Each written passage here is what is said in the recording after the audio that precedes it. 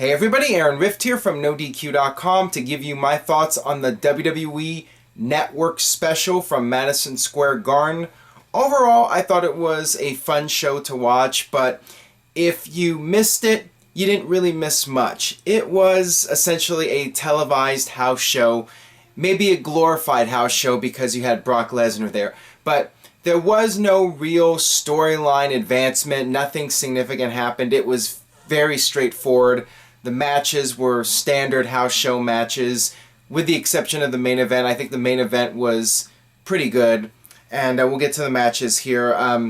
Because this was at Madison Square Garden, WWE did a cool thing, and they had the graphics similar to what they were on the January 23rd, 1984 house show when Hulk Hogan won the title for the first time from the Iron Sheik. That was a nice touch, and like they used to do during the old MSG live events, they had the lights turned down, although I guess they do that for all the house shows now. But I thought that that was a nice touch as well. And instead of Randy Orton versus Sheamus for the millionth time, WWE changed things up at the last minute, and we got a tag team match instead. We had Orton teaming up with Dolph Ziggler against Sheamus and Rusev. Very standard tag team match, something you would see at a house show.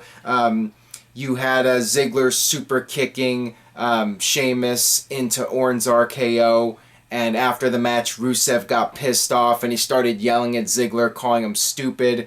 And Sheamus was mad, so he took out Rusev with the Brogue Kick and left. So I'm assuming this was not a babyface turn from Sheamus. I'm thinking some people out there are going to be confused by that, but I think it was just Sheamus Brogue kicking him just for the hell of it.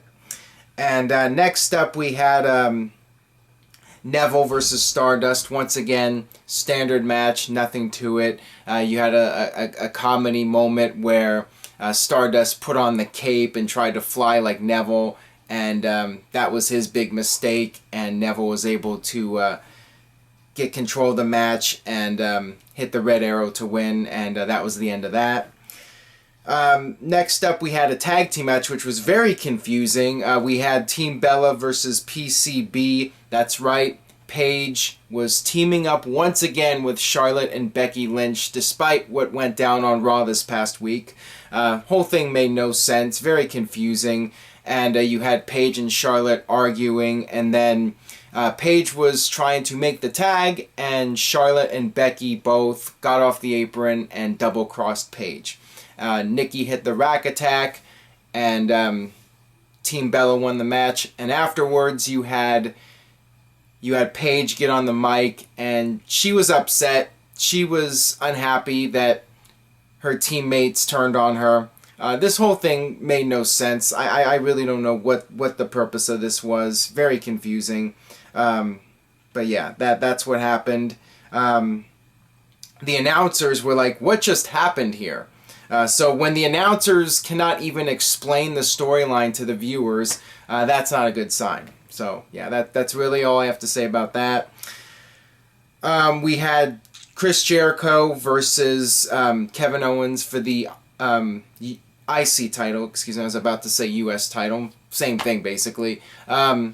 This was a good match. I actually thought it was a little bit short. I would have liked to have seen a longer match from these two, but it was fun while it lasted. You had Lance Storm there at ringside. That was a nice little cameo. You had Chris Jericho on the mic before the match talking about how it was his 25-year anniversary since his first match, and that was a nice moment. And yeah, the match was fun.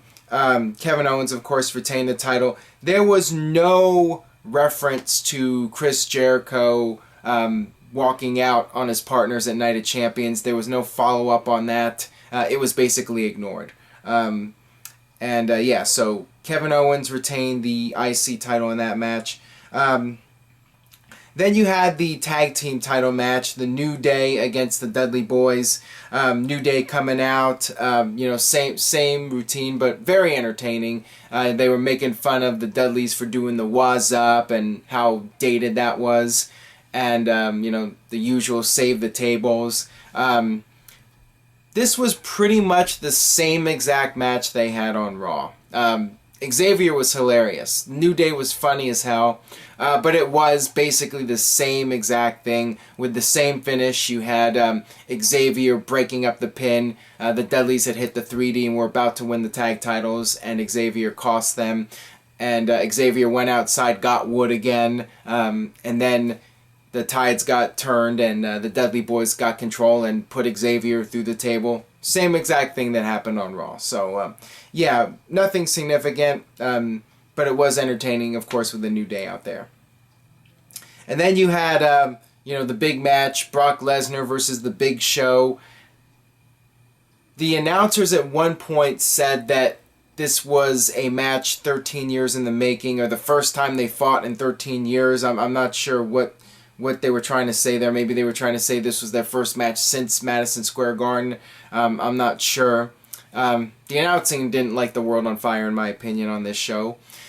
They had the video package where Chris Benoit, the Paul Heyman heel turn on Brock Lesnar.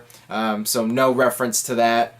And this match was exactly what I expected it to be. It was a showcase for Brock Lesnar to look like a beast. Big Show did get some control of the match early on. He tossed out Brock Lesnar, but that was pretty much the only impressive thing he did. He hit 3 choke slams. Brock Lesnar kicked out, and then it was all Lesnar. Lesnar did the suplexes. He went for the F5, and he couldn't get him up the first time, so he did another suplex, and then he did get him up for the F5 and won the match. And then Brock Lesnar left the ring.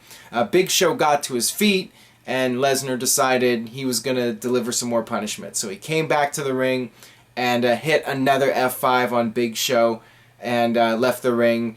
And Big Show got up again. This was weird to me because if Brock Lesnar was going to destroy the Big Show, it should have been really significant to the point where Big Show did not get up on his own 2 feet and would have to be carried out or something if you really wanted to make Brock Lesnar look strong. But Big Show got up, and the announcer said, "Let's give it up for the Big Show." Of course, the crowd booed. And the announcers, the way they were talking, made it seem like this might be the Big Show's last match. I don't know what the deal with this is. I don't know if this is in fact Big Show's last match, or they were just saying it for the hell of it. I really don't know, but Big Show, he took the F5s and whatever, and I felt kind of bad for him that the crowd was booing him at the end there as he was walking out. But still, if Brock Lesnar was going to come back out and deliver more punishment, Big Show shouldn't have gotten up. I think it would have been better if they were just going to have Big Show leave the ring, just have Brock Lesnar beat him and leave. The fact that he came back and did more punishment and then Big Show just got up, I don't know. I wasn't a huge fan of that. But they accomplished what they wanted to accomplish, making Big Show look strong, making Brock Lesnar look even stronger, beating the Big Show, and it is what it is. And then you had the main event match, the cage match between Seth Rollins and John Cena for the U.S. title. This was a good match. Actually, I thought it was a really good match. A lot of the usual stuff that they do in their previous matches, they did in this match. They did do a few things to work with the cage. They had Seth Rollins literally kicking the door into John Cena's face, and he would try to escape the cage, and John Cena would grab him by the hair. They'd trade blows on top of the cage. And then at the end, you had Rollins climbing the cage, and out came the Demon Kane. And Kane stood out where Rollins was trying to escape the cage, and instead of jumping down onto Kane, Rollins decided to try and jump on John Cena. Of course, John Cena moved, hit the AA, and pinned Seth Rollins. Once again, the U.S. champion beats the WWE champion, although Kane did interfere in this one. So Cena retained, and then you had Kane get in the ring and tombstone Seth Rollins, and that was the end of the MSG special. So last thing I wanted to mention real quick was the lagging issues. I don't know why, but several times during this show, it would lag. It would do the loading, please wait, and then it would go back like 10 seconds, and then I'd have to forward it again. I don't know what the deal is, because I have Netflix, and I've never had problems with Netflix. I've maybe had 1 or 2 problems with Netflix over a 4 or 5 year period.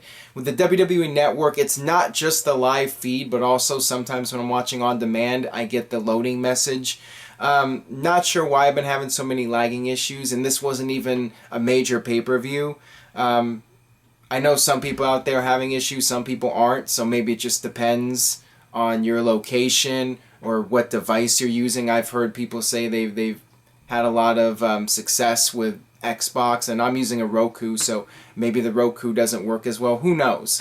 But I just wanted to say that I was having some issues with it, and let me know if you were having problems with it or if it was working well for you, what your internet connection is, and what device you're using. I'm just curious, to see how people's experiences are with various devices and internet connections and speed. So leave a comment and give me your feedback on that.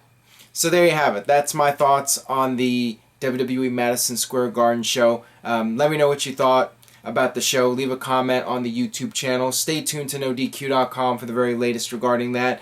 And NoDQ.com will have live coverage of Bound for Glory. And stay tuned this week for more No DQ&A video. Subscribe at youtube.com/NoDQCAW. See you then.